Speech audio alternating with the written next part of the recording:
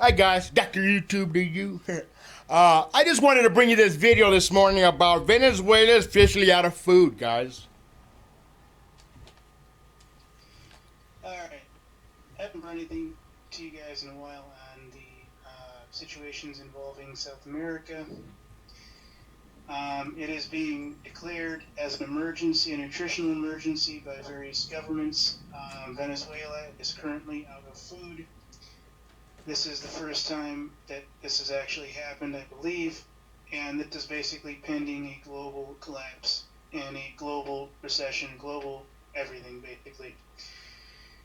After several years of long lines, rationing, shortages, the so-called socialist country of Venezuela does not have enough food to feed its population, and the opposition government has declared a nutritional emergency. And basically, it's being drawn into a long, drawn out, slow, painful economic collapse.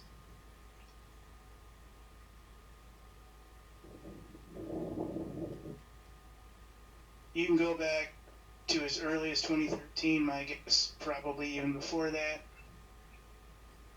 Many began to speculate Venezuela looking grim when prepping became illegal in Venezuela, that under the direction of Attorney General in Venezuela, Luis Ortega Diaz, called on prosecutors to target people who are hoarding basic staples of serious sanctions.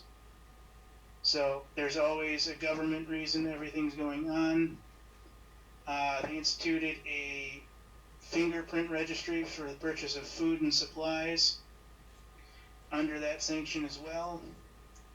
So this is what I hear from General Diaz with food and people's serious sanctions, and basically down here, wherever it is, it said that they, let's see, where is it?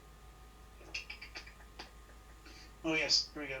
Shortly thereafter, grocery stores instituted fingerprint registry for the purchase of food and supplies.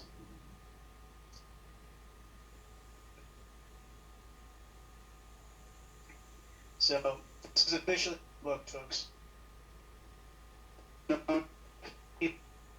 Sure, guys are fully out of food. Now, that may not mean that there isn't a single morsel around, but it is high enough where people at this point are being prosecuted for hoarding food. And, there are long lines. It's basically probably worse than the Great Depression. And in these countries, folks, this is kind of the future. Where it happens in South America first, it looms over to the United States. It happens in Europe, it looms over the United States. It happens in China, it looms over the United States. So this is the official situation, folks.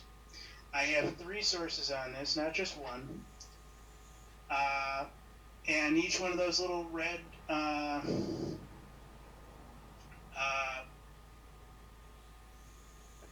you get is an original site, and I'll post those as well for you. I apologize, folks. I'm working under stress at the moment. We have people coming over. I'm trying to get these out to you today so that I don't have to get it to you later on. But there's a lot here. That person's involved. According to Breitbart, there's something. I mean, every basic person and situation you can name is happening here, folks. And there's even things you can supposedly do. But if they've already started taking sanctions and making prepping illegal, folks, it means that that's going to be made under international law, and that if you do not obey that law, you will be subject to arrest as well in your country. Thank you.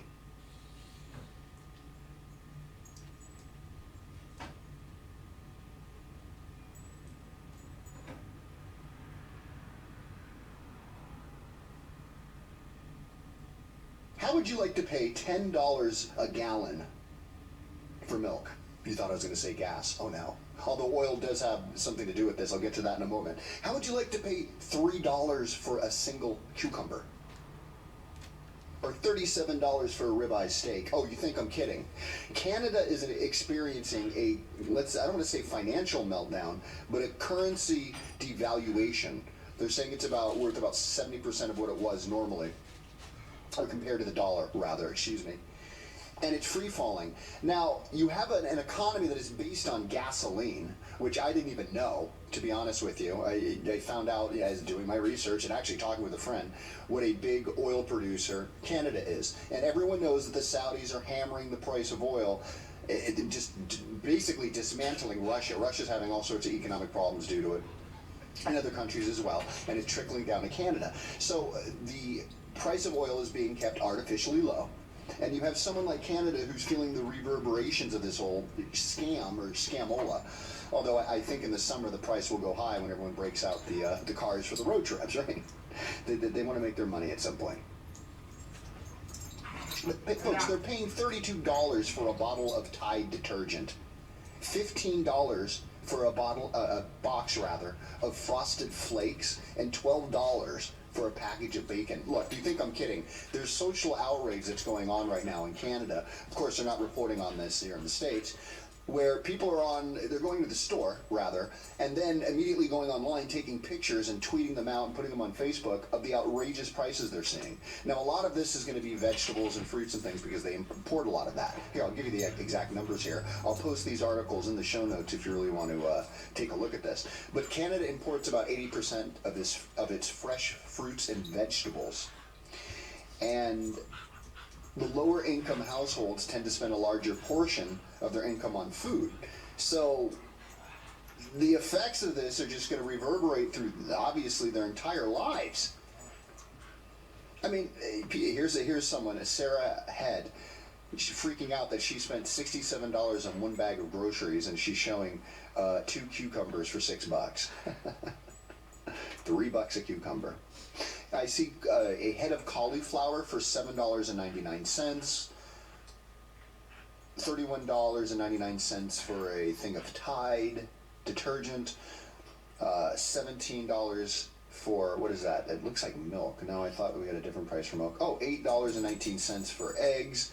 And a large canister, well, I say large, it's 115 grams, so that's not very large, of pepper, ground black pepper, $18.99. So can you imagine going into the grocery store and getting hit with these prices? If you're on a fixed income, if you're an elderly person, or I mean, you could be a student, someone who is eating top ramen already. The price of top ramen never seems to go up. The point being, they're getting hammered in Canada, folks. And what's going to happen when the same thing comes here? Why aren't they talking about this in the debates?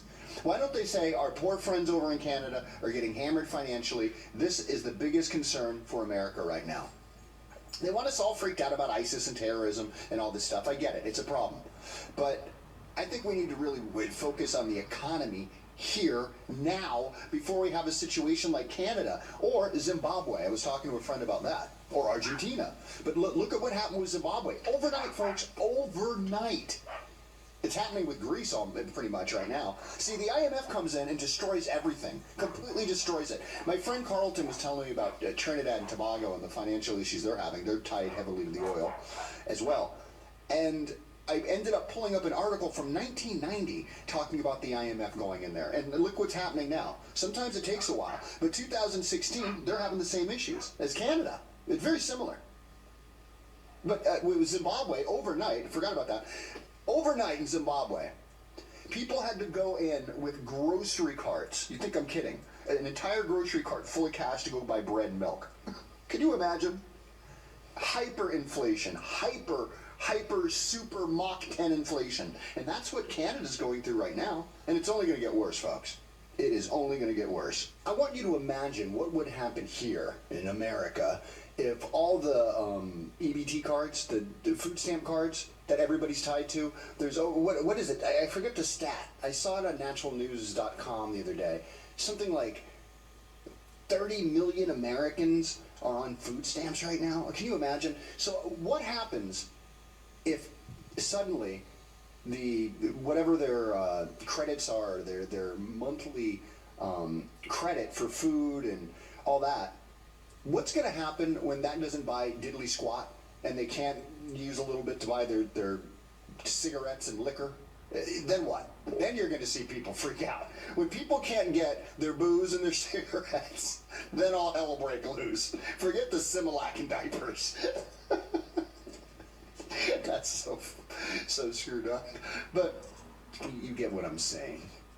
Anywho, I know that sounds morbid, but I mean, people are gonna freak the flip out if all of a sudden they walk into the store and a steak is $37, folks. That's when I go out and I start hunting. I'm not a hunter. I'm gonna have to go get me some hunting credentials because I will start shooting cows in pastures if I have to. I'm a beef eater, man. I need a good All right, steak guys. every once in a There's while. the price of And meat, man. Check it $37 out. for one ribeye steak.